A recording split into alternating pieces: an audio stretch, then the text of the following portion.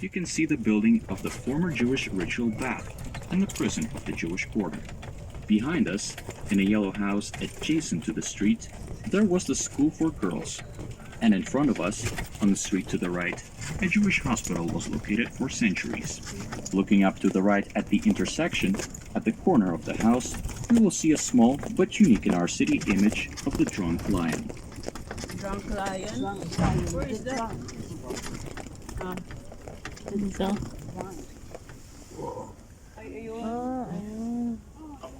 Drunk lion ba yan? He's the drunk lion. Kita mo? Jewish hospital on the right, ano ito? Oo, yun daw. Matalino kasi. Formerly, one of the street's inhabitants were Orthodox Jews who Hasidim. During the Second World War, the Nazis exterminated them. This part of the city had been very noisy in the past. Here you could buy tasty street food that was cooked by local housewives, and you were also able to hear about all most recent city gossip and worldwide news. The houses on your left still hold some remainders from their old times external decoration. Also, you can see how low the entrances to Jewish houses were. An interesting monument on our left is building number 28, the first left after the crossroad in front of us. It has the remainder of the special sign emphytepsis, which still can be seen on its corner. It signifies the right of lifelong ownership for this parcel. At the door spots of many buildings in the street and in its small and cozy yards, you can still find remnants of mezuzah, a special parchment shed in which were placed Jewish ritual texts. During the pre-war times, the music of known as klezmer music filled the streets. This is traditional music of Eastern European Jews, which has special style of execution. The performers of this music were known as klezmers. This music came from the old Jewish folklore and was most common to hear at wedding ceremonies. We offer you to listen to this music together. Hi, ang ganda. Gagawin ko picture dyan ah.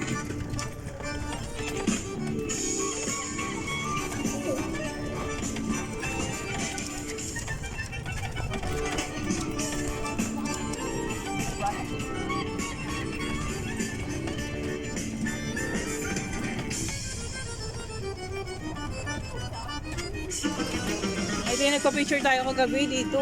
Ayun.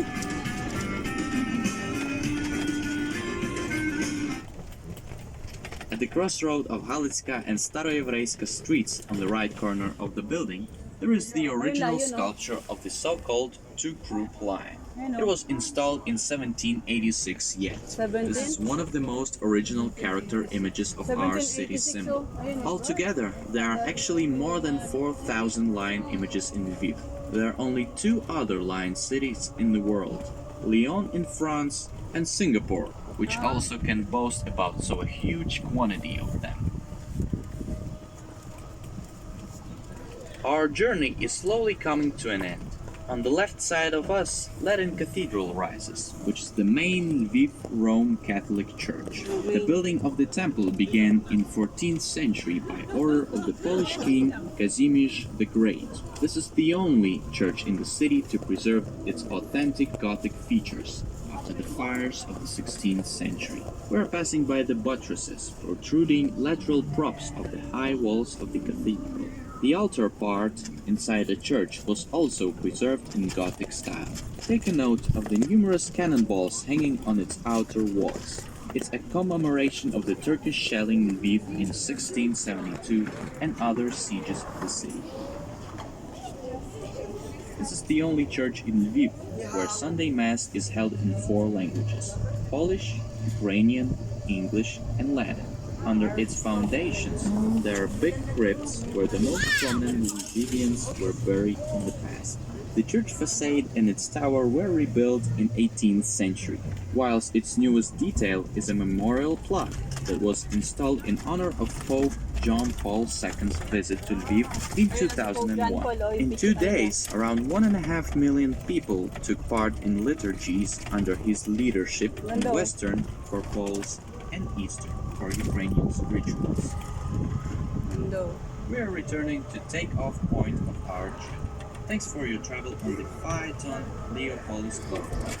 Enjoy our stay in Lviv, and let's meet again. Na.